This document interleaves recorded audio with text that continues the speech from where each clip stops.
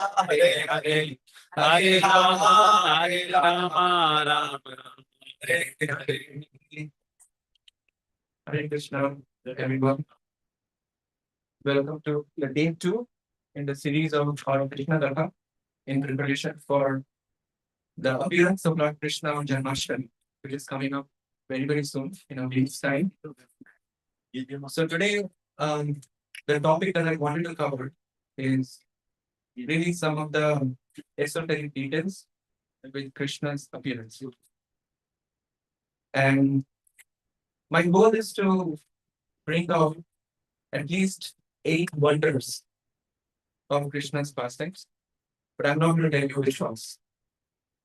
Maybe like around 1 hour from now, I will check with you how many of you or how many of them you were able to catch. Okay. And hopefully by the end of today's session, we will at least listed 8 wonders within Krishna's appearance. All right. So, understanding Krishna's appearance with the help of our tiny brain, our imperfect senses, is practically impossible. And therefore, we have to take shelter of our predecessor acharyas, those who are giving us the secrets of Krishna's appearance. And when we are following in the footsteps of our great acharyas, trying to imbibe the value system that they are giving us, imbibing the practices that they are giving us, then progressively as our heart becomes purified, then we are able to understand to some extent about the transcendental nature of Krishna's appearance. So whatever I'm going to present today, that is not a figment of my imagination, but that which is coming from our greatest teachers, especially Srila Jiva Goswami, who is considered to be one of the most prolific authors in the history of mankind. Okay. If you have not heard about Jiva Goswami, sorry to our academic system. that it did not do justice to bringing out the real gems that are there in the history of our Indian culture. So, in the 4th chapter, Krishna talks about the history of the Bhagavad Gita. And Krishna says that evam parampara prapta imam rajasheva vidu. So, Bhagavad Gita or any transcendental knowledge is meant to be received in the chain of disciplic succession. And typically that chain originates in Krishna himself. And that gives rise to different bona fide sampradayas, or you can say parampara system or disciplic succession. Generally, there are 4 in number. There is Brahma Sampradaya, Rudra Sampradaya, Kumar Sampradaya, and Shri Sampradaya. Because in each of these cases, Krishna is passing down the knowledge to the root of that Sampradaya. So in our case, we are receiving the knowledge through the Brahma Mangalorya Sampradaya because Brahma has received the knowledge from Lord Krishna. And then Brahma spoke to Narada, Narada spoke to Vyasa, and this way the disciplic succession ended up progressing until Srila Prabhupada and the followers of Srila Prabhupada, and we are following the line of that disciplic succession. And that makes the knowledge essentially authentic or bona fide. So this is what we have to keep in mind. So Krishna likewise, the Bhagavad Gita points out that yes, in the beginning, what happened is that I spoke this knowledge to Vivaswan. Imam Vivaspate Yoga Proktavan Yam Kameram. And Vivaswan Manave Prav Dhanam Ishwa Akabek Abravit. So Krishna basically said that I spoke this knowledge to the Sun God. And Sun God in turn spoke to Manu. Manu in turn spoke to Ishwa. In this way, the knowledge came down to the human society. You can see the Sun God is not in the human society. So the knowledge that was there in the realm of demigods or godly figures was brought down to human society because of that connection, that Vivaswan speaking to Ikshvaku, right? And then the knowledge started flowing down in the human society. That's how you can say fortunate we are to receive the knowledge of the Bhagavad Gita. It's not ordinary. That which was accessible only by the demigods, is now accessible to us thanks to the disciple succession. But now this led to Arjuna asking an interesting question. You know what the question could be? Like when Arjuna hears that the knowledge was passed down from Krishna to sun god, and then sun god to Manu, and then Manu to Ishwar. Does any question come to your mind when you hear this? The question that came to Arjuna is that Aparam bhavatu janmo, param janmo vasvadaha. Kadam etat vijanya tvam adav proktavan iti. That sun god is senior by birth to you, Krishna. I have pretty much grown up as your cousin brother, and I have seen you, practically speaking, right from your childhood. And you are saying that you spoke this knowledge to sun god. Is it sun god senior by birth? What are you talking about here?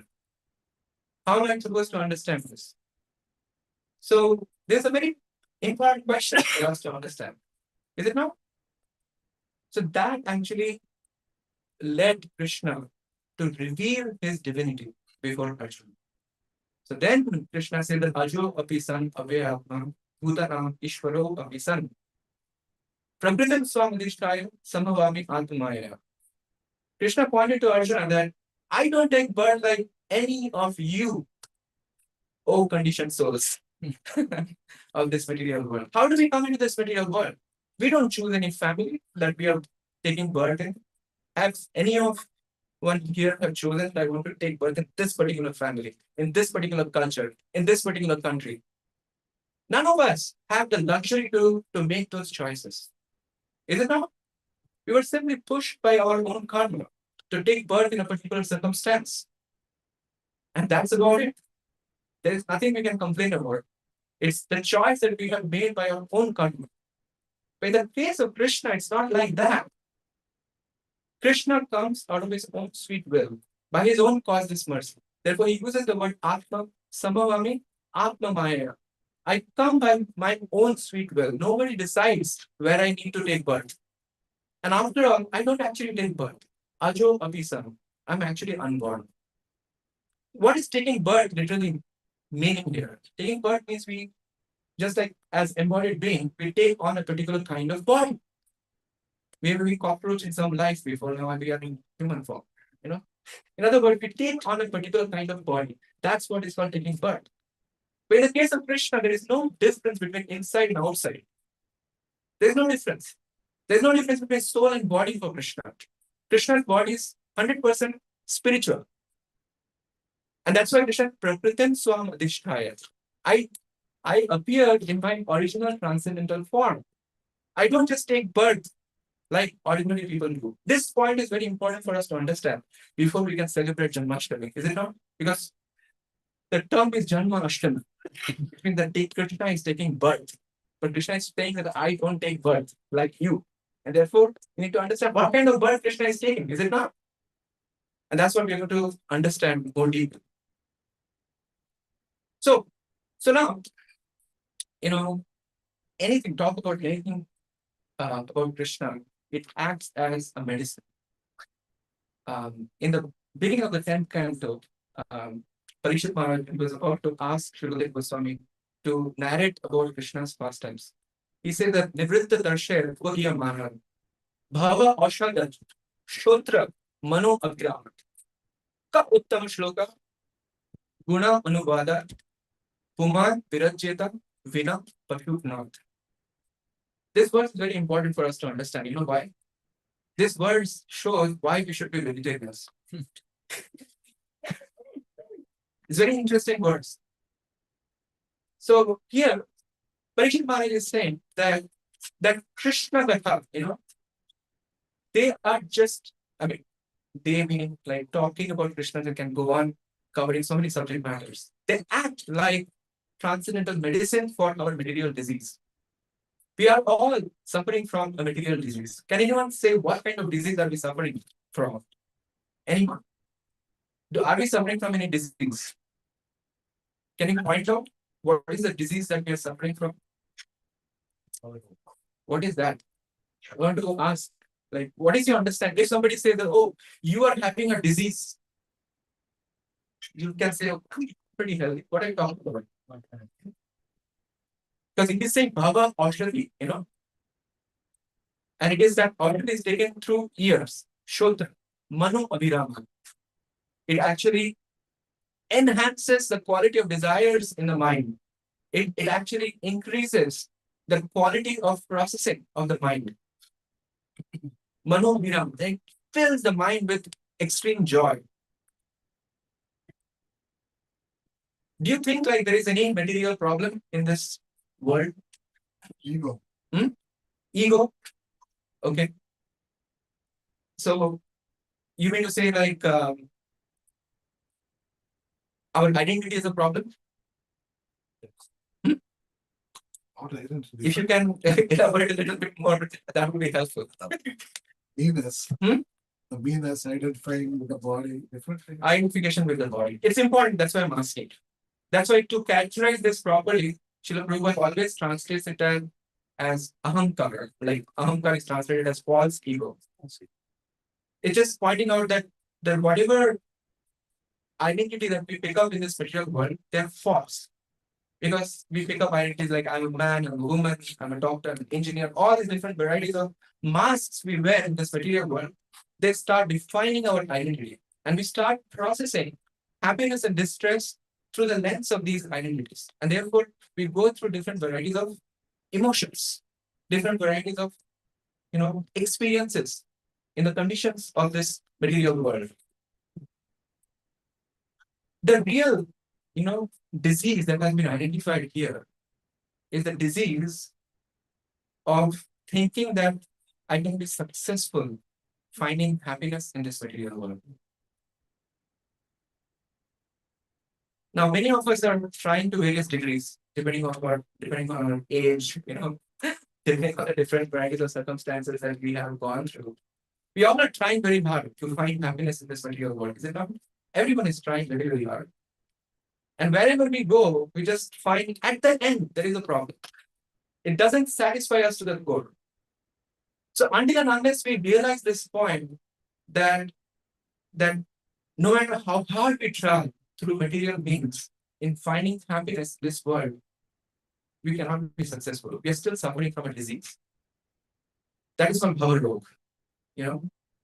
So in other words, there has to be some intrinsic fear in our heart while we are living in this material world. And that intrinsic fear is that I may not be successful like this, like the way we are going. I was thinking about this verse also because in the span of last 3 days, I killed 2 animals on the road. While driving, like one day a squirrel came under the car, and just today morning I was coming for doing a service in the temple in the morning, and there was a raccoon went like fast in between the two, the front and the rear wheels. If I press brake, that means we'll get under the front wheel. If I go forward, it will come under the rear. I didn't have any choice whatsoever. I was trying to, move the car around. I could not be successful. That animal just got killed. I was telling somebody I have become a serial killer of animals in the last 3 days. I'm really, when I'm driving right now, I'm palpitating, very, very afraid of driving right now. That's my situation. So I'm relating to that, like the fear that we all can have of this material existence. It comes in different shapes and form. But that fear is actually healthy in one sense because it motivates us to think about the problem think about the solution out of the box. Otherwise, we'll continue to think that the solution lies within the box and we'll never find any solution. So here in this particular verse, it is pointed out that Krishna Katha, it acts as the medicine for this bhava rog, this disease that we are having while living in this material world.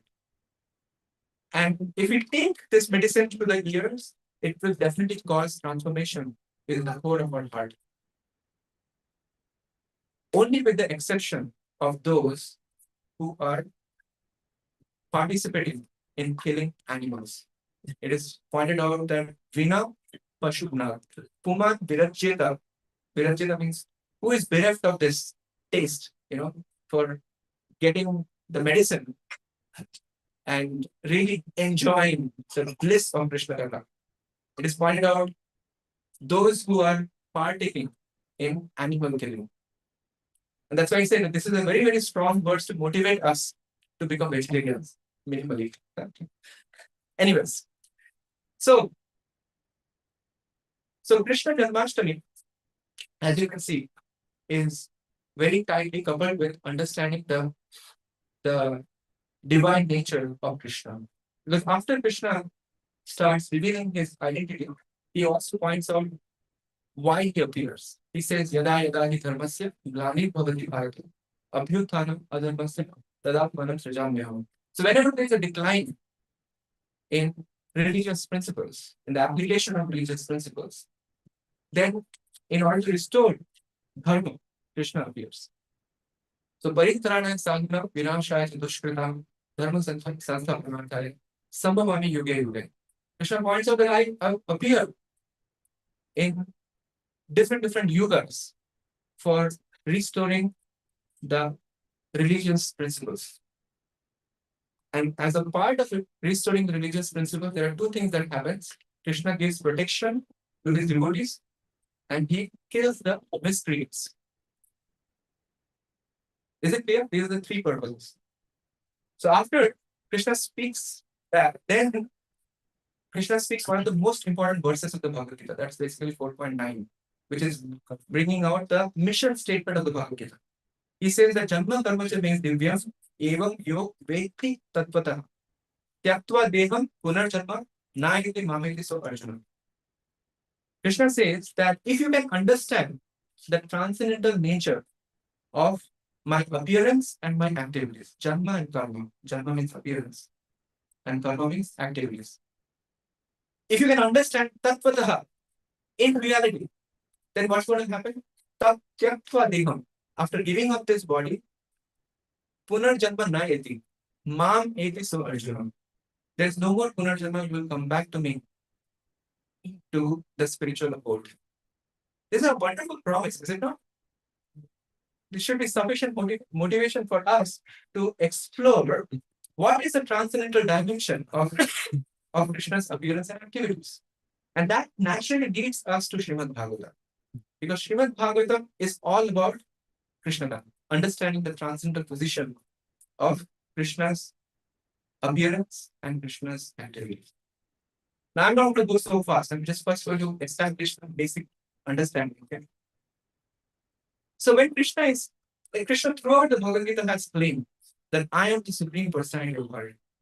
There are umpteen verses that can be quoted to establish this part. Manta Bharataram Nanyat Kinchidasitanam. Krishna says there is no truth superior to me. Krishna says that everything comes from me.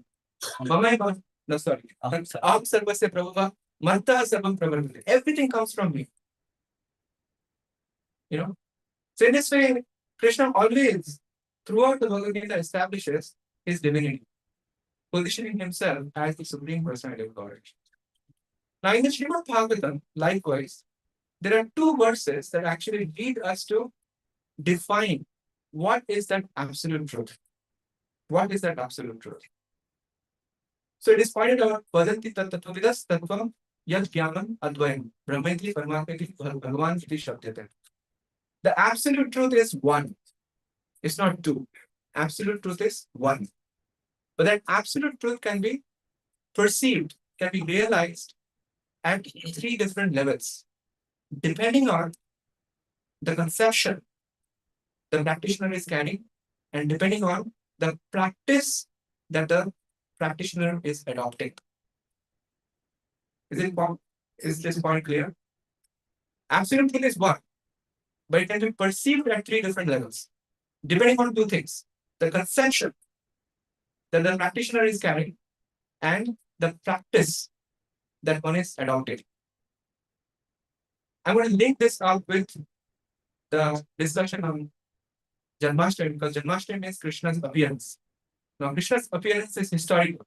that Krishna appeared, on the 8th day of the waning moon, in the month of Bhadra, and all those Rohini Nakshatra, all those descriptions can be given. But what is more important is that how I can capture on that transcendental signs of Krishna's appearance. So you can have Krishna appear in our heart as well, like the way Krishna appears on Janmashtami. So therefore, it is important for us to understand how we can receive Krishna when he's appearing, how we can make Krishna's appearance possible, right? So therefore, there must be a process, there must be a method that we can apply that made, for example, Vasudeva and Devaki successful in getting Krishna appear. So that's what we are going to discuss. Okay. So the three levels at which the absolute truth presents itself is called Brahman, Paramatma, and Bhagavan. Now, common analogy that can be given is that of the sun, right? The sun has the heat and light energy. Now, when we perceive the sun, the presence of the sun is that we see there is some light, right? So therefore, I'm feeling the presence of the sun, right? But then that is not a full understanding in the sense that I'm not comprehended where is the source of that heat and light. Therefore, if I become a little more inquisitive, then I would need some more. I need some more surrender. I need some more, you can say, effort in order to go to the next level. So I may have to go out to figure out where is the heat and light coming from. And then I start looking, trying to find where is the source of that heat and light. And I find how the sun is localized in the sky somewhere, and because of which there is heat and light. So there is some realization of the sun. I found the sun localized in the sky. But it's still incomplete in the sense that the sun appears to be the size of a coin. And therefore, that's not the full realization. So I would be able to get the full realization if I get an opportunity to go inside the sun globe and find out what's there. Is it not? So that would be the highest possible level of realizing the sun. So likewise, in the case of absolute truth, there are these three levels: Brahman, Paramatma, and Bhagavan. Brahman is just like the energy of the Supreme Lord, the energy, which is all pervading, which is everywhere.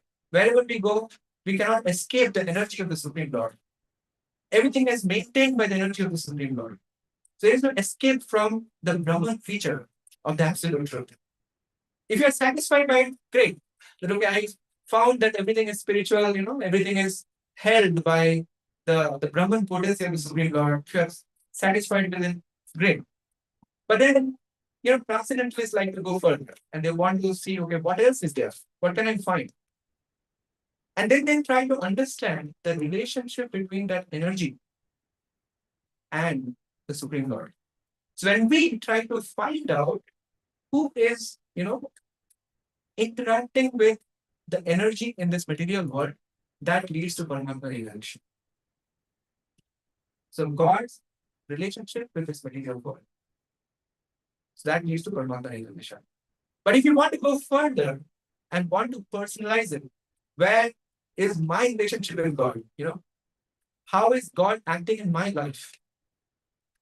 So when we start going down that path, then we will reach the Bhagavan realization, because then we are approaching essentially the love of the Supreme Lord.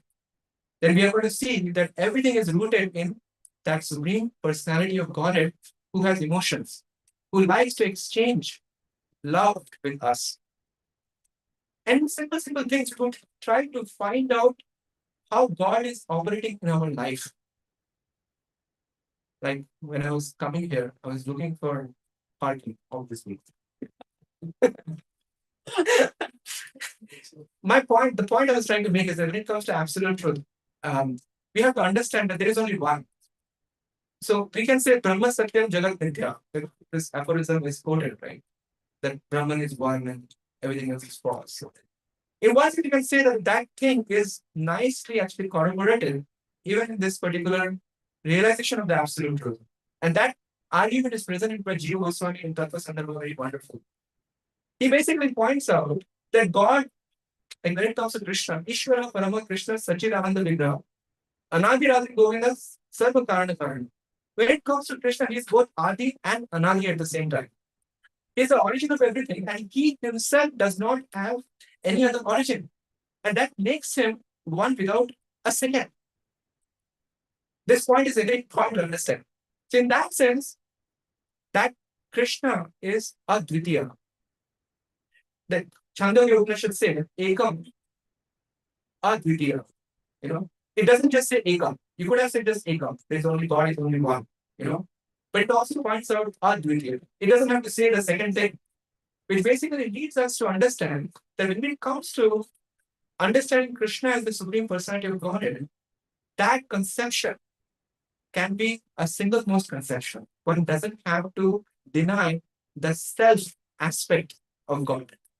Usually, what happens is that in order to understand this Brahma Satya Jagat Mithya, we try to, following the leads of the impersonalists, we try to make God deprived of his qualities, his attributes, his essentially individuality, the I-ness, the selfhood. Jiva Goswami is pointing out that you don't have to do that. Why? You don't have to do that because in the definition of God, there is Adi and Anandi. He is one without a second. And therefore, there is only one. There is no two. Even in the definition, there is only one. Okay, I hope you are able to catch this point. Okay.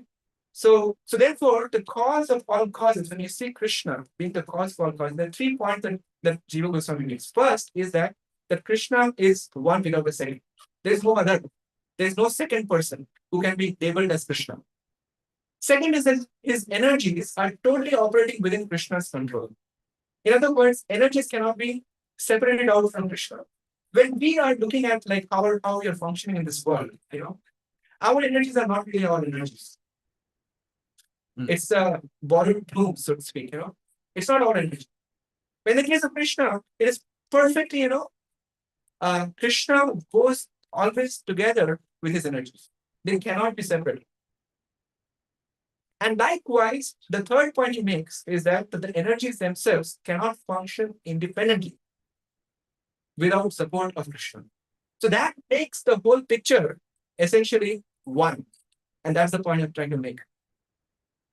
And in this way, you can say absolute truth is one, but absolute truth, the same absolute truth can be realized at 3 different levels, depending on the realization of the transcendentalists. And the realization is awarded by the kind of conceptions that they carry and the kind of processes that they adopt.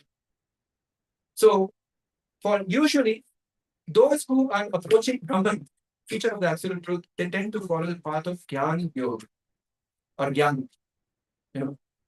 Those who are trying to approach the Paramatma feature, they try to follow the process of mystic yoga, Ashtanga yoga, and so on and so forth. And those who are following the process of Bhakti yoga, they are approaching the supreme conception of God, which is the Bhagwan feature of the absolute truth. Now we're going to go a little bit further. Okay. Now before we can understand the process, I'm going to tell you a story. The story is coming from Kena Upanishad. Kena Upanishad is the skinniest Upanishad ever. I myself actually, created a inline translation of that someday. I would like to publish that, but that's my own private copy now. But it's a very, very simple, I wouldn't say simple, but it's a short Upanishad, where it actually reveals who is the absolute truth and what is the process for understanding the absolute truth. So it so happened that, usually the demigods and the demons, they fight. All the time there is fight going on. And usually Vishnu always supports the demigods and helps them win in the battle against the demons. The Sura and the Asuras, there are always these 2 categories, no matter where you go. So usually those who are Suras or demigods, they're always aligned with the interest of the Supreme Lord, and therefore they are called Suras.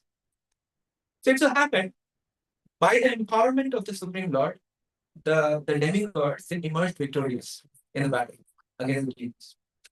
And they became a little puffed up. And the Supreme Lord, he detected that pride in the heart of the demigods. So in order to vanquish that pride, what he did, in the battleground, the same battleground where the battle took place, He appeared in the form of a tiny little yaksha, yaksha like a short yaksha, and he's just marching up and down, you know. And the demigods were thinking, looking at him, that, okay, we emerged victorious. What is this yaksha doing here? We are the one who did it. And here is this yaksha who is going up and down as if he has won the battle. So now they want to find out who is this yaksha. So then um, they said someone who is in a lower category of demigods. Even the demigods, there are lower, higher, and so on and so forth. Just like there are planetary systems who hovers were, So the Bhu, the you can say the superintendent, or you can say the presiding deity of the Bhu is usually Agni. Right? So Agni Dev was chosen as the one to find out who is that person who is just roaming up and down there. And so Agni went to the scene, and now Agni was feeling a little proudful also, because he's thinking, I have been the chosen one to figure out who that is among all the demigods.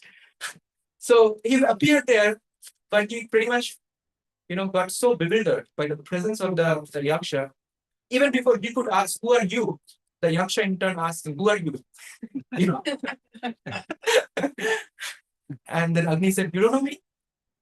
I am the great Agni, Agni Dev. And then he said, what can you do? What are your powers? He said, I can burn anything. Anything you place, I can burn. He said, great. Can you take this? Yaksha basically took tied the strand of grass, a dry grass. So can you please burn this for me? And the Agni then tried to burn. Now he got challenged, he has to receive it at this point. And no matter how hard he tried, he just couldn't burn that little strand of grass. He thought, okay, there is some problem here. So Agni left, and the demigods were curious. What did you find? But I couldn't find, actually. Sorry. So the next chosen one was Vayudev, the wind god. So you can see it's kind of going in a little hierarchy of Bhuvan. The Bhuvan dome is the subtle space, the Antariksh. So there the Lord is the wind god. So he was sent to find out what's going on. So wind god, likewise, he thought that, okay, I'm very important. And again, he ended up facing the same situation. Who are you? I said, I'm wind god. What can you do? I can move anything, that you play before me. And again, Yaksha placed that same strand of grass before it. Can you move this? And the wind god tried the level best, and he just couldn't move even a little bit. Now, when he went back reporting the same to the demigods, they gave him a little caution. This time, Indra personally decided to go, and he was a little thoughtful. So you can say, Bhu, Bhuvar, Swar. So Indra. So Indra is the lord of sacrifice. So he was carrying the mood of sacrifice when he appeared before the scene, not trying to, challenge to figure out who are people. Instead, he was already humble within his heart. He wanted to figure out who this personality is. And even before he could get there, what happened is that yaksha disappeared. And in its place came a very beautiful lady. And she was also pacing in up and down, just like that yaksha. But then when Indra went very close to that lady, he could recognize, oh, this is the consort of Lord Shiva, Uma. That Uma, if you read backward, is Om, A-U-M. Anyways, Uma. So she, he was, Indra was able to immediately recognize her, and Indra requested her, can you please tell me who was that? And then Uma responded, that was God. So this story has a purport. The purport is that in order to approach, to even understand God, like God's appearance and activities, first of all, we need to become humble. So Agni here represents the way to approach God, like how the scientists are doing, There's no difference between how the scientists are approaching and how the spiritualists, what the scientists are approaching and how the spiritualists are approaching. They're also after absolute truth. They want to find the cause of all this. What's going on? What is this? What is that? They're also digging deeper. But their approach is a little bit challenging. It's more empiric. I have enough brain to figure things out. That's the implicit understanding. And so, before they can even, ask that question to God, who are you? God is asking them, who are you? That you are trying to figure me out. And therefore they are challenged. And they are not able to reach the conclusion about the sarva karana karana, the root cause of everything. They're not able to reach because of that. Then if you go to a higher level, like if you are not able to find God through empiric means, then you try to see, okay, can I get some mystic power? Can I manipulate some subtle energy? So that's essentially representing the wind gods attempt. And they are also unsuccessful because the mood is not right. And in the case of Indra, he represented the proper mood, the mood of humility, that I cannot figure it out myself. I need to take shelter of someone. So in this case, he took shelter of Uma, who was representing the spiritual master. So in order to approach God, we need to go through a representative of God. And that point is established by this beautiful story of Keno Upanishad. And then we may be, in our life, go through so many different varieties of, attempts to find God or enmeshed in the complexities of life. But then when the spiritual master comes into the picture, he can show us, here is how God is acting in your life. You cannot figure it out, but I can educate you, I can empower you, I can enlighten you to understand this is how God is functioning in your life. We cannot figure it out. And that's what is beautifully shown by the appearance of Uma, who was representing the spiritual master. So now let's go into the sequence of events leading up to Krishna's Janmashtami, because they are also a similar sort of sequence of events were happening. So we are familiar with the basic storyline, right? Like it was a very joyful moment that Kansa was practically joyfully driving the chariot of Devaki, his own sister, while Devaki was getting married to, or just got married to, Vasudeva. So it's very joyful occasion, like looking forward to happy life, that kind of thing. All of a sudden, there was an Akashvani. A voice in the sky started speaking. Then Kansa, you fool, you don't know the eighth child of this sister of yours is going to become the cause of your death. Now, when Kansa heard that, instantly, from this very delicate sort of heart towards his sister, it got totally transformed into a rage where he wanted to instantly kill Devaki. You can imagine the tense moment that Vasudeva was in at that moment. Kansa has raised his sword to chop the head of Devaki, his newly wed wife. But Vasudeva was maintaining his calm. He first tried to explain to Kamsa that look, he's talking about death, which is going to come by the eighth child of Devaki. Devaki, why are you trying to harm your own sister? That is not proper. And then he went into talking about the philosophy of Atmagyan, like how we are not this body, ultimately. Body is one day, anyone is going to cease to exist. But Kamsa could not be pacified. But then he promised Kamsa that as soon as any child is born of Devaki, I'm simply going to hand it over to you. And you can do whatever you want. You can imagine so much trust that Kamsa had on Vasudeva. He just took it that, okay, if Vasudeva is saying, it must be true. This is the quality of Vasudeva. So Vasudeva is known as Anathagunuri. Because at the time when he was taking birth, as soon as he took birth, all the demigods gods were playing big drums. And that's how his name became Anakadundu, celebrating the qualities of Vasudeva. And the key quality that the demigods were celebrating is the quality of truthfulness, the quality of sincerity that Vasudeva carries. And so much so that even a demon like Kamsa could trust Vasudeva's words. So Kamsa got convinced that okay, it's fine. He's Vasudeva going to keep his promise. And then when the first child was born, Vasudeva, as promised, gave him Kamsa. And Kamsa was very somehow kind-hearted at that time. He said, okay, no, no, no, it's eighth child. I don't have any problem with the first baby. But then Narada came into the scene. He wanted to accelerate the appearance of Krishna.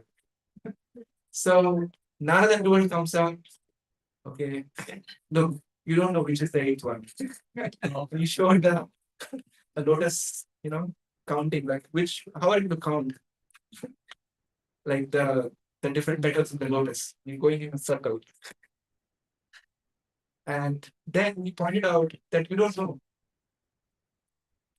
And Kamsa just got, also got some history, like how in the previous life, as Kaldevi, he was killed by Vishnu.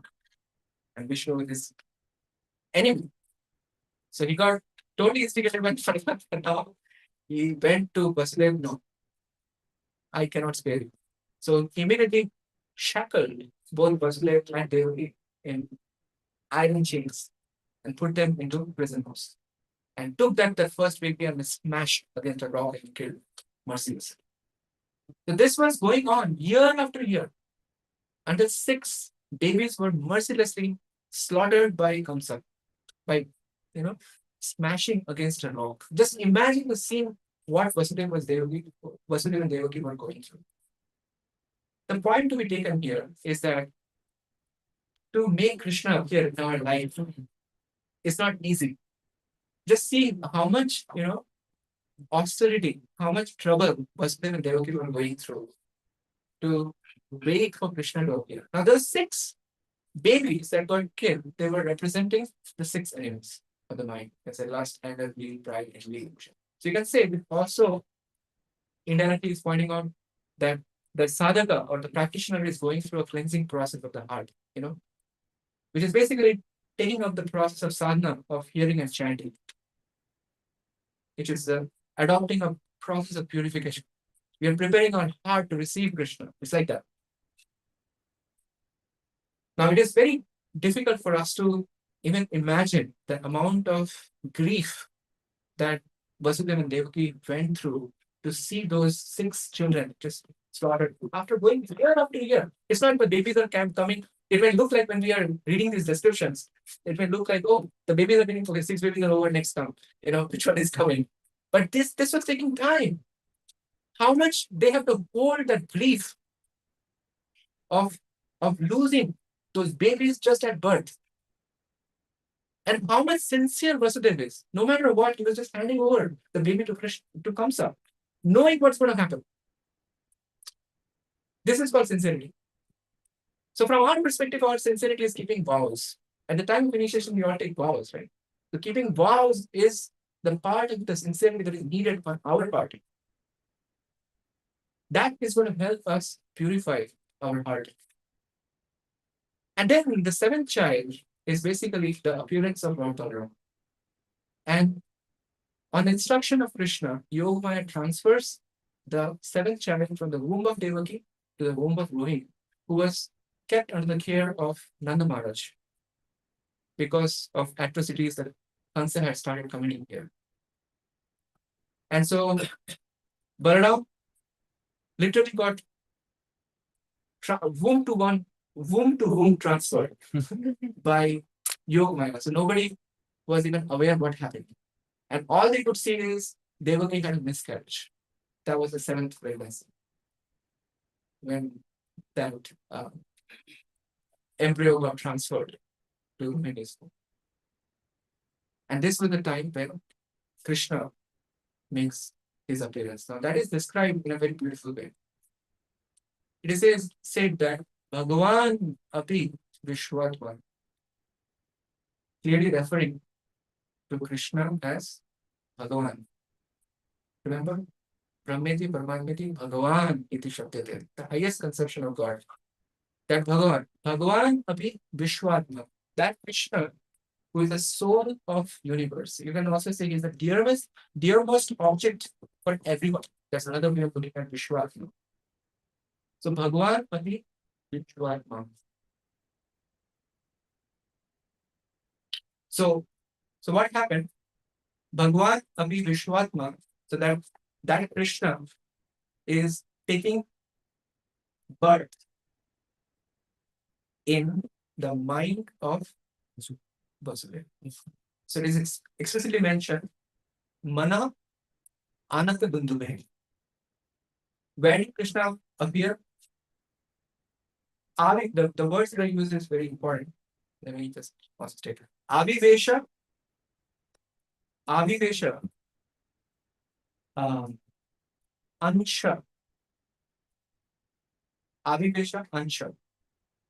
So it's the particle of Krishna, or you can say plenary portion of Krishna, which is now getting divided. So Ansha, Bhagena. This point is important because I'm going to describe the esoteric aspect also. So please note carefully. So the way it is described is that Avivesha, Ansha, Bhagena, Manaha, Anapaginte.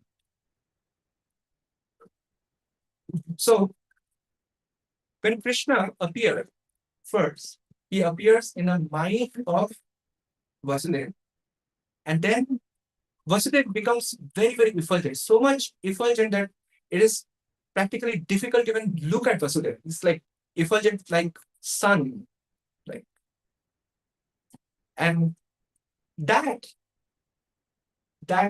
conception that happened in the mind of Vasudeva then got transferred to the mind of Devaki. And there also it is the word that is chosen by Srila Shukadeva Goswami is Achyuta Ansham. That got transferred to the mind of Devaki. And from the mind of Devaki, then Krishna took shelter of the heart of Devaki. And then from the heart of Devaki, it then got transferred to the womb of Devaki. And then Krishna just stepped out. Okay, he just stepped out. In what form? In four-handed form. So the form that was appearing before Vasudeva and Devaki, that feature was the four-handed form. The Shankha Chakra Gada Padma. And not just that, he was having like all the decorations, all the symbols of Vishnu are there, of course, but properly dressed up with ornaments and everything. Have you seen any baby taking birth like that? With ornaments and like all the beauty coming out. So he just stepped out. So at that moment, a tinge, so you can see the Vasudeva and Devaki, they are just full of knowledge about the opulence of the Supreme Lord. They are always cognizant of the opulence of the Supreme Lord. The Aishwarya, Gyan, was fully present in them. But at that moment, when Devaki saw the four-handed form, there was a tinge of Vatsalya Bhav overshadowing the mood of opulence that is there in the heart. And because of it, she was pleading before the four-handed form, can you please take the form of a small baby? Otherwise, Kamsa is going to come and kill you. You see the emotion? So by the time being, she forgot. She looked at the child. I mean, not child, but in the Vishnu form. For the time being, she considering that Vishnu form to be her child, she forgot that is Vishnu, How can Kamsa kill? So she thought, well, this is my baby. She said, can you please take the form of a baby so that I can hide you from Kamsa? That was the Vatsalya Bhav, because of which there was a transfer that has happened from, Yoga makes the second transfer, which was basically revealed by Jiva Goswami. That became the cause of the transfer of the two-handed form of Krishna to the four-handed form of Krishna, and then magically these two getting merged into one. And then that was the baby that got transferred over by Vasudeva.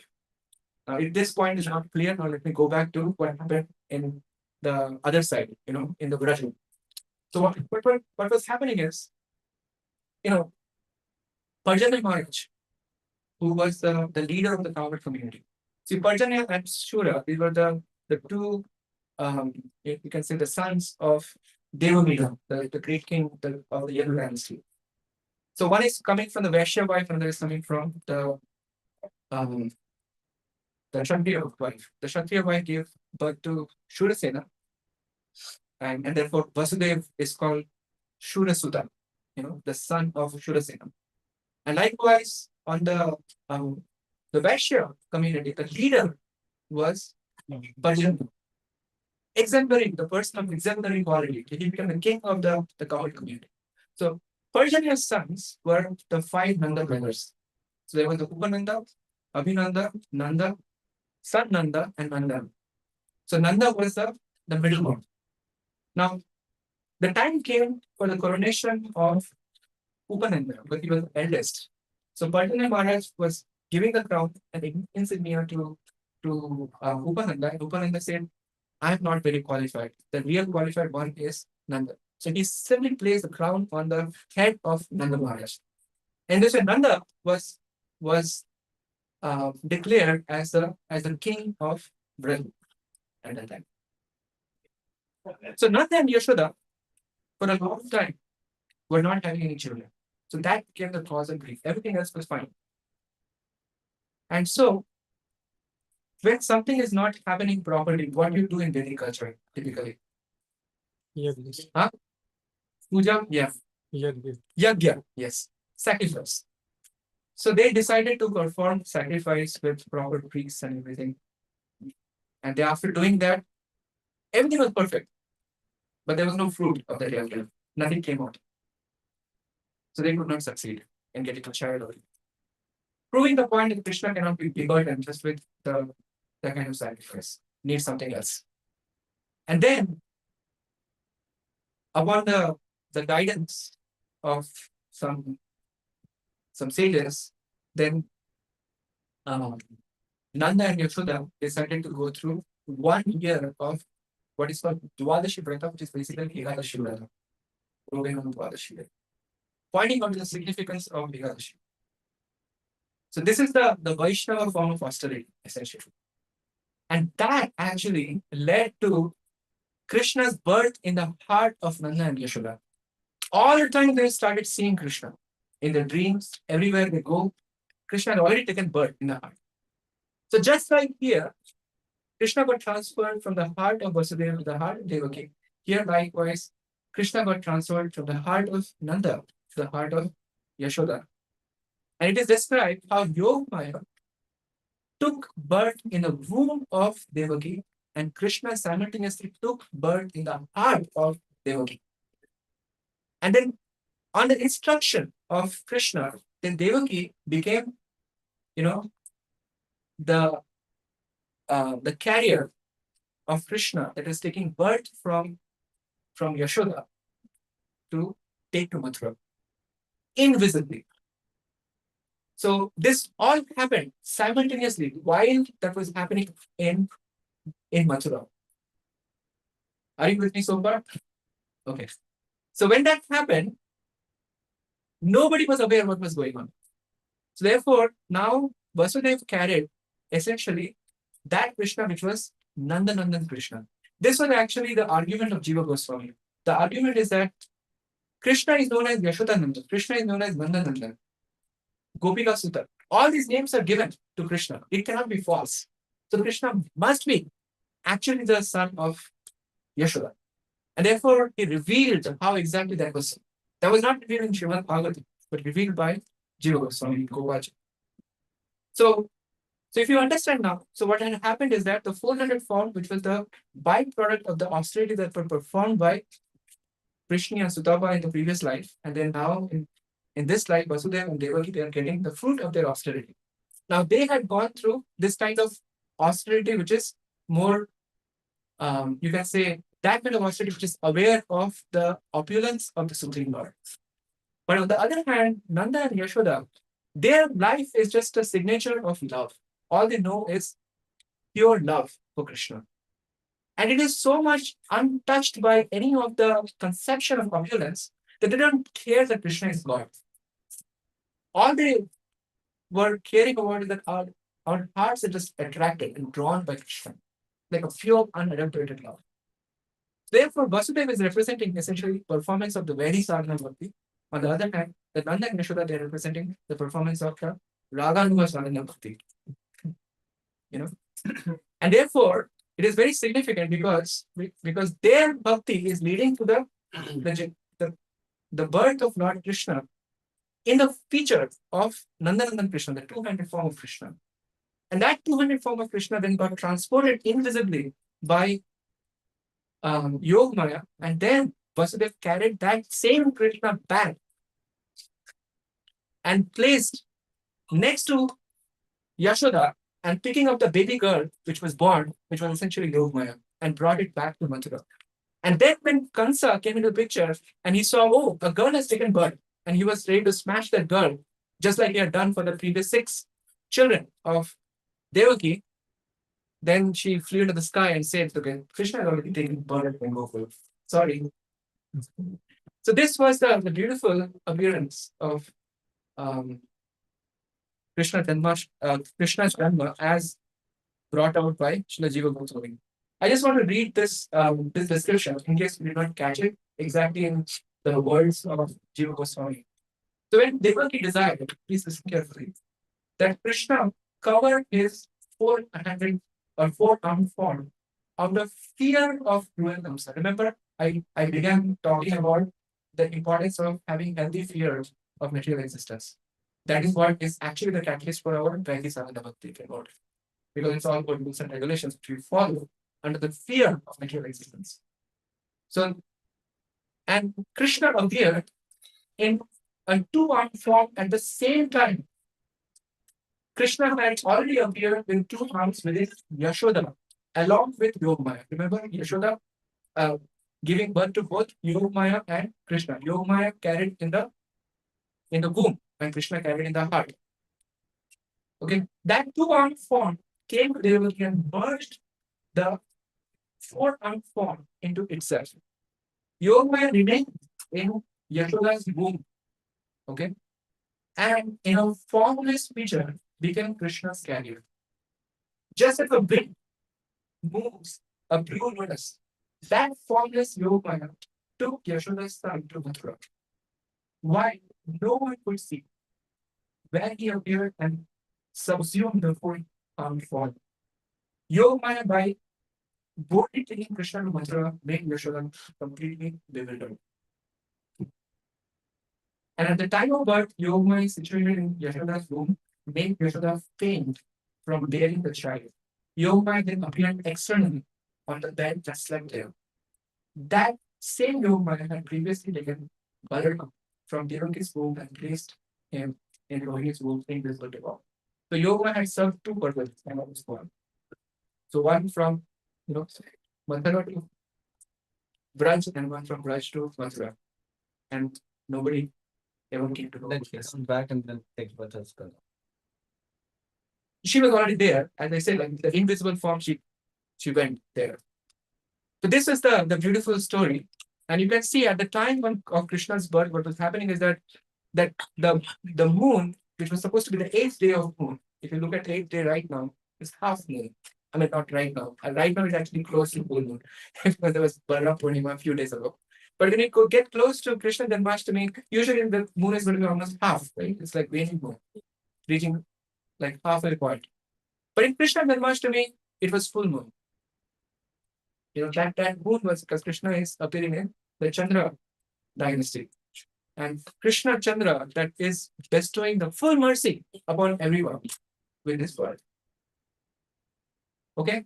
So that's the beautiful narration and the secret that got revealed by Srila Jiva Goswami and Gopal Chandra. Now I want to ask you a question. Did you observe like 8 wonders in Krishna's appearance? Probably I did not spell it out, but I can spell it out. Let me see if you can bring out some wonders in Krishna appearance.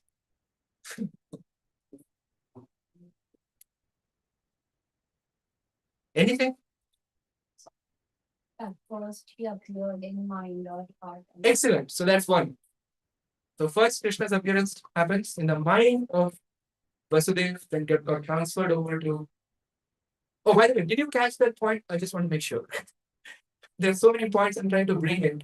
Did you catch the point that I'm trying to mention that there was a tinge of Vasudeva Bhav in Devaki, because of which the 200 form had to merge into the 400 form and give that glimpse of 200 form of Nandanandan to Devaki.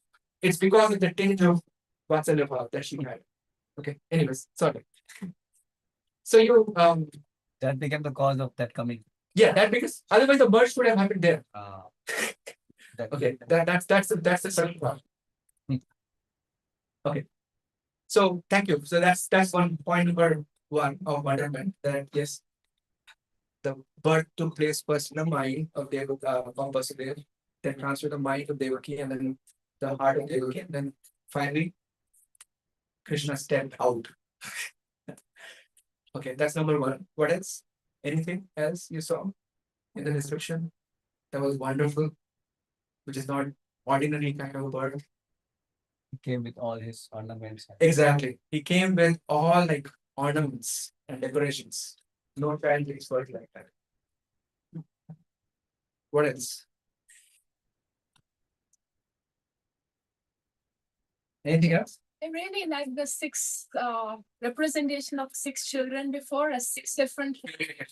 That was happening. Okay. Good observation. Transfer the babies. Yeah, definitely that was a very wonderful thing. Like how Yogmaya orchestrated the whole thing, you know. Who is appearing where it was so bewildering, you know. And then the merging taking place between the 200 form and the 400 form, giving appearance to the 200 form and revealing the Nandanandan. So Nandanandan is basically taking precedence here. Very good. Yeah. What else?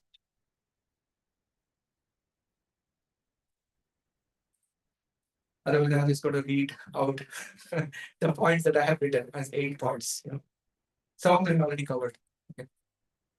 The first point was that the appearance of Krishna, who is completely transcendental, he was taking birth in a conditional environment in the prison cell of Kamsa. Pretty extraordinary. Is it not? Second, Vishwadma, it was pointed out that Krishna, the soul of the universe, Krishna is infinite, like, you know, is that infinite is also confining himself into a finite form, in a childlike form. Right? So that's a wonderment.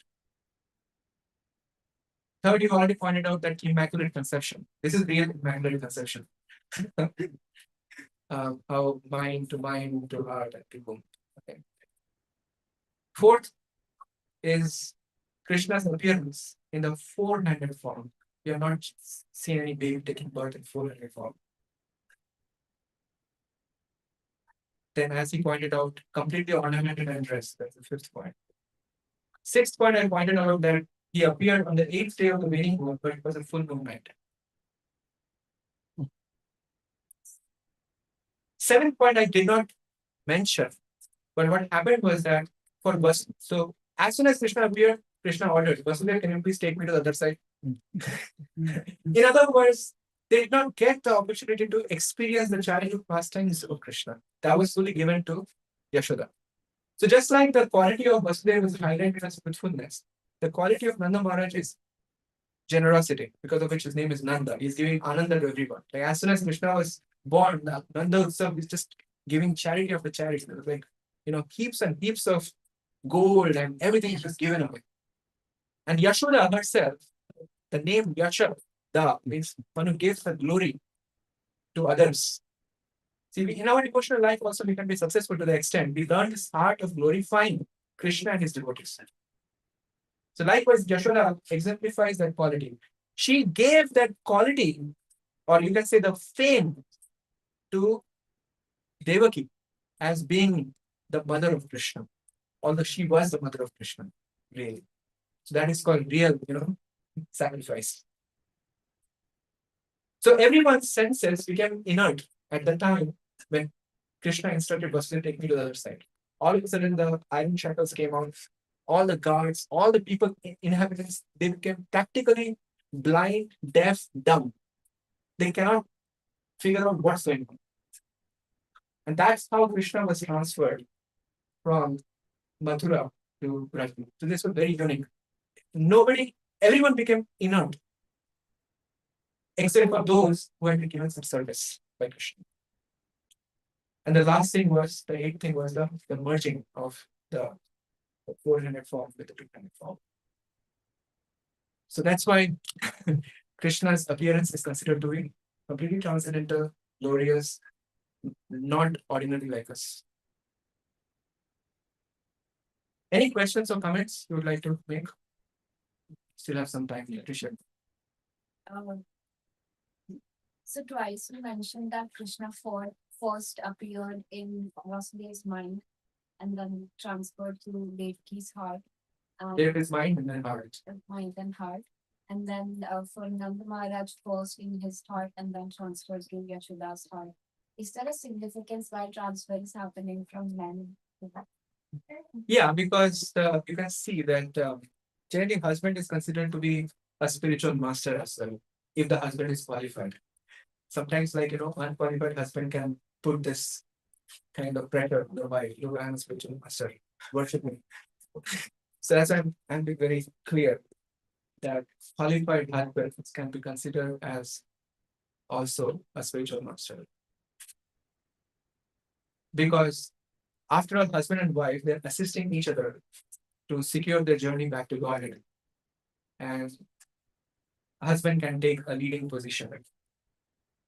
So in that sense, the husband can be seen as a spiritual master. In fact, that point was brought out in that verse, which is describing the transfer of Krishna from, mind of Vasudeva to the mind of Devaki. It was pointed out, it was like initiation. It's as if Devaki got initiated. That point was made. And because of this point. But yes, husband can be familiar with it. I don't get it. You had said in the beginning that from this entire story, the entire thing, we can learn how Krishna can take birth in our hearts as well. Yes. So that will be that is. So basically what I demonstrated there is that when we are performing our sadhana bhakti process, carrying out our vows, just like Vasudeva had demonstrated his sincerity. Most important sincerity was his truthfulness, which means that we are willing to face our weakness. Usually we become very pretty covered up when it comes to weakness. And here Vasudeva, it's not that everyone has to throw dirty laundry to everyone else, but at least there can be someone that one can, share some things confidentially to seek guidance, essentially. That's the point. So, in other words, when that kind of self-honesty is there, the openness within a relationship is there, then that carries the quality of simplicity, carries the quality of truthfulness, sincerity. So that was there. And then you can see that through the process of sadhana, we are also purifying our heart from those 6 enemies, right? And getting the stage ready. And because of the sadhana, now when the spiritual master is guiding us to reveal Krishna in our life, just like we pointed out to the story of the Kena Upanishad, how in our life, we may not be able to see the operation of God. I was giving that example, that when I was trying to find parking, I was literally praying, that there's only 5 minutes left. And I was saying, when Krishna, you take charge of the car, you decide. It's your car, you decide, So I wanted Krishna to operate in my life. And I saw, okay, as soon as I turned corner, there was a parking. I'm not saying that it's going to happen, but my point is that I want to have Krishna integrated in my life as that Bhagavan feature. Otherwise, if we just look at Krishna as as like the or absolute truth as the Paramatma feature, we're just talking about his interaction with this material world. It doesn't get personalized. When we are embracing the Bhagavan feature of the supreme absolute truth, then we are personalizing. We are able to see how Krishna is actually operating in my life. And that we may not be able to fathom all the time. And that's why the spiritual master comes into the picture. Because he shows, hey, this is how Krishna is operating in your life. And in this way, he reveals Krishna to us in our so-called mundane existence in this material world. He makes our mundane existence transcendental. Is that okay? Anything else? Any other question, comment? Wanted some clarity on the like you were talking about like Nanda and Yashoda, and then you were talking about like Vasudeva and Devaki. Yeah. Like you were talking about like the previous past when they were doing prayers and they transformed from like Nanda Yashoda to like Devaki. No, I didn't say that. I was confused about that. Nanda and Yashoda are separate personalities living in Vrindavan. But they were doing prayers for a year. They were performing the Ekadashi Vrata or Dwadashi Vrata to become qualified to receive Krishna as the Supreme Personality of God, because of which they got the two-handed form of Krishna, the Nandanandan Krishna. They got the Vasudev Krishna. The Nandanandan Krishna then went and born into Vasudev Krishna, and then we got the Nandanandan Krishna body getting transferred. That's what I described. Now, obviously, they had also performed austerity in the previous life. They were Drona and Nara in the previous life. Both sides have gone through their austerities. But here, the key point, or little esoteric point I was making, which you don't have to carry too much right now. I was making a distinction between the Raganuga Sadhana Bhakti and Vaidhi Sadhana Bhakti. Vaidhi Sadhana Bhakti is generally governed by rules and regulations, which is instigated by fear of material existence. And that's why we pay attention to what scriptures are saying, what Guru is saying, and we follow that. So remaining in the confines of the prison cell, we're representing following rules and regulations. But in the case of Nanda and Yashoda, it's Braja. Braja is the land of freedom, and Krishna likes freedom. Krishna doesn't like just remaining, with the rules and regulations. Krishna is all the time instigating people to break rules, right? Like Yudhishthir, speak like. Krishna likes fun. He's adventurous. So likewise, so we can actually experience that Nandanandan Krishna in our heart to the extent we have developed greed for Krishna. And that is the key difference. In one side, there is awareness or knowledge of the opulence about Krishna, in the case of Devaki and Vasudeva. Here on the other side, there is intense greed, to have Krishna, have the joy of loving relationship with Krishna. See, Krishna always is trying to give us more than what we are wanting Krishna to become for us. We want Krishna to play like God for us. Okay, Krishna, give us our daily bread. Krishna saying, no, I want to become your friend. I want to become subordinate to you. I want to be controlled by you. That's Krishna. And that Krishna shows up in the Vraja, in the land of Vrindavan. And that's what it brought out beautifully. By Nanda. I hope I was able to do a little bit of justice. Now, this requires an in-built study of nectar devotion. But here, I think Two realizations. yes, I mean, this is so wonderful to hear, like, this pastime. Also, how beautifully you balanced it across the Shastric references from the scriptures, and then how you relate it to the birth of Krishna. Just on the same lines, I would like to add that all the 6 children who were born, right? They represent the 6 different enemies of human, which are anger, lust, greed, envy, so and so forth. And recently we celebrated Balram Purnima, and the 7th birth was of Lord Balram. And Balramji always ensures that before Krishna comes in the Dasyaras, he tries to ensure that if Krishna is coming, so that he cleaned that entire place. And after the six of these children were born, he came as the seventh, and then he cleansed the womb, Prepared, basically. yeah, prepared, and then that's how Krishna took birth. So just Wonderful. Exactly. if Giriraj said. Giriraj, Sharon role. Or if you want to represent your wife. No, I don't have realization. I have a question. More of a follow. Like, Okay. I want to know the verse you mentioned at the beginning of the class. It's like the Krishna Kathas like serve as medicine for Yeah, yeah. Nivritta Darsha Upagiyamana. That's I think 10, 1, 4, if I'm not mistaken. I have to look up myself exact reference, but it's in the first chapter. It's in the exactly the place where Parishit Maharaj is glorifying Shukadev Goswami.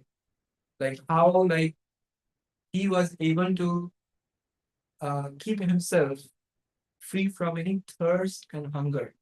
He had not taken a drop of water. It was like already kind of, you can see the 10th canto, right? He has heard for such a long time. Almost like reaching the seventh day, almost like that.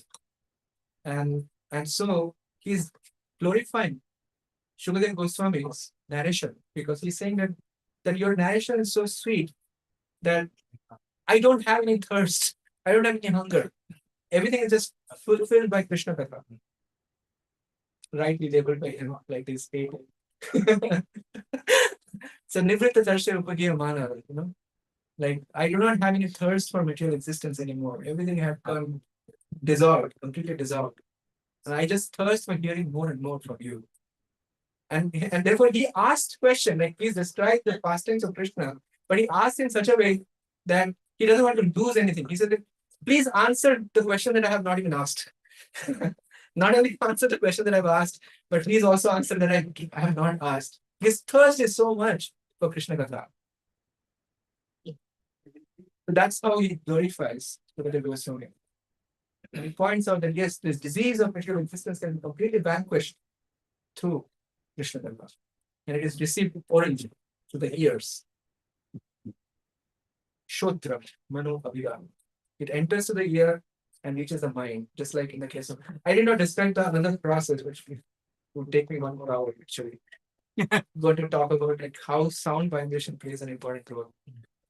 There is a very, very important verse in Srimad Bhagavatam, 11 cancer, that can be connected with how Krishna is word all the time. We can take it on another Sunday. Yes, sir. Yes, Arti. I have time. I don't know about others. I don't want to hold others for Prashad. Dinner is served. If you want Yeah. to be a part of this conversation, you are more than welcome. You're talking about the pastimes of Krishna. It's always a joy to listen and receive it from such great Vaishnavas.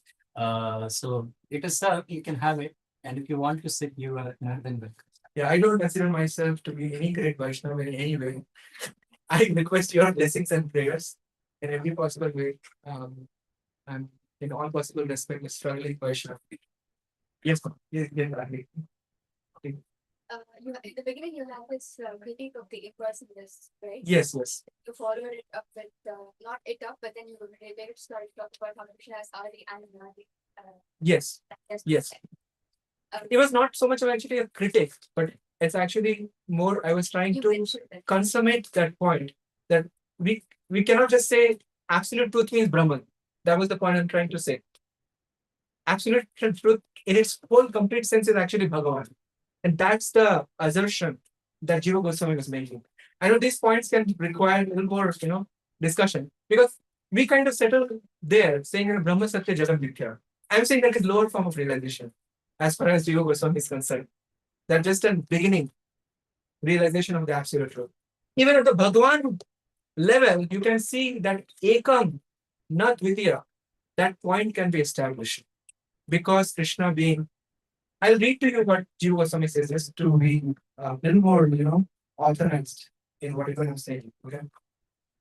Because he writes very beautiful. So he says this. Okay, please listen to this. Okay. The Jiva Goswami I like because he's very logical and he just presents things in a manner that you can just appreciate like this more and more. He said that the primary meaning of any tattva, because we talked about, we started this conversation about tattva, right? Like we have to understand Krishna's appearance and activities tattvataha in reality. So Jiva Goswami is defining what is tattva. He's saying that tattva, the primary meaning of tattva is the essence of something's being. Okay. So in general, the essence of all things is happiness. Because you can consider it in this way. Essence of existence is consciousness. Right? Because if you don't even realize that you're aware of your existence, what's the value of that existence? So essence of existence is consciousness. And essence of consciousness is bliss. Okay. And when these three things come together, existence, consciousness, and bliss, essentially Satchidananda. When they come together, this is also technically called Samvit, Sandhini, and Radhini. When they come together, they form basically Shuddha Sattva. And it is pointed out by Lord Shiva that actually Vasudeva represents that Shuddha Sattva. Or that place where Krishna takes birth, or that purified state is referred to as Shuddha Sattva, free from any inebriety. Okay, so Shiva is revealing his secret of sadhana in Canto 4, where he's saying that he says that Sattvam Vishuddham Vasudeva Shaktitam Yad Yate Tatra Puman Apagritam. That Krishna takes birth without any covering. Apagrita means like all coverings removed, fully. Because Shiva is talking about how Krishna is appearing in his own heart as a Dokshada. He's revealing that secret. He said when the heart is so purified that it's maintaining the Vishuddha Sattva. And then Vishuddha Sattva is defined as the sum total of Satchit and Ananda coming together. That's what I'm trying to say. So here, the following that the essence of all things is happiness, therefore, at the end, you can say. Because everyone strives for happiness, and for this purpose, all objects are used. Certainly, the original being, which is Brahman, also enjoys bliss. So now it's going into Brahman. Now, it might be argued, this is argued from the standpoint of impersonalists. What can be argued? That consciousness and bliss are passing events. Because that's the perception we go through, right? Some consciousness, happiness is like passing events, not permanent state of being. So it can be argued like that. Then he says, but he refutes this, Jiva Goswami, by saying that by reasoning that because the supreme tattva is self-manifesting, it is eternal. It is self-manifesting. Again, Anadi, Adi, Govinda. Because it is self-manifesting, therefore it is eternal. So therefore that Satchit Ananda, that the bliss that you're talking about, it is self-manifesting. So Sat Akaram Yat Tan Nityam. Whatever has real existence without being caused by something else must be eternal.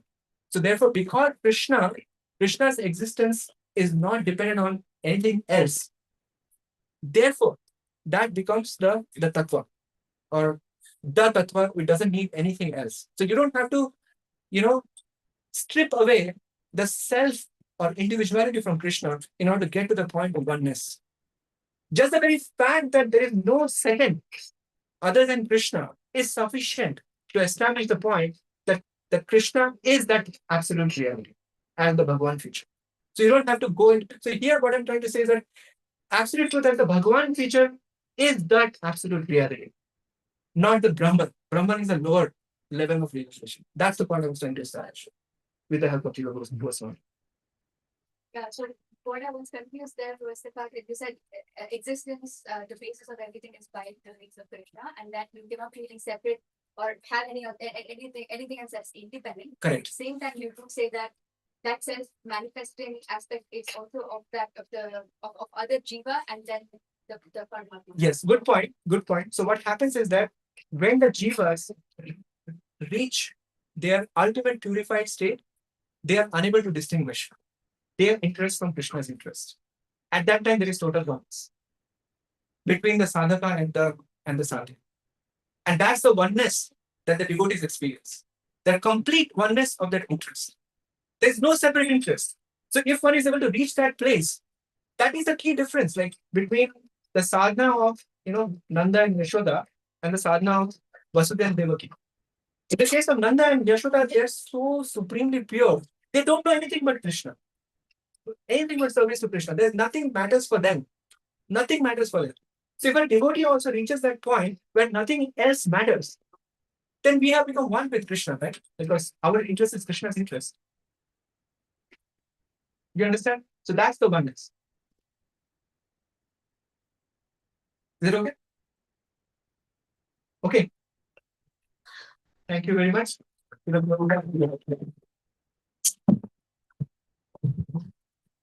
So we will try to present in Hare Krishna, Hare Krishna, Hare Krishna, Krishna Krishna, Hare Hare, Hare Rama, Hare Rama, Rama Rama, Hare Hare. So if you have any questions, like this was very technical, scientific kind of explanation of Krishna's birth. So if you have any questions, you can just simply come and ask him. The dinner prasad is served for all of you, and by 8:30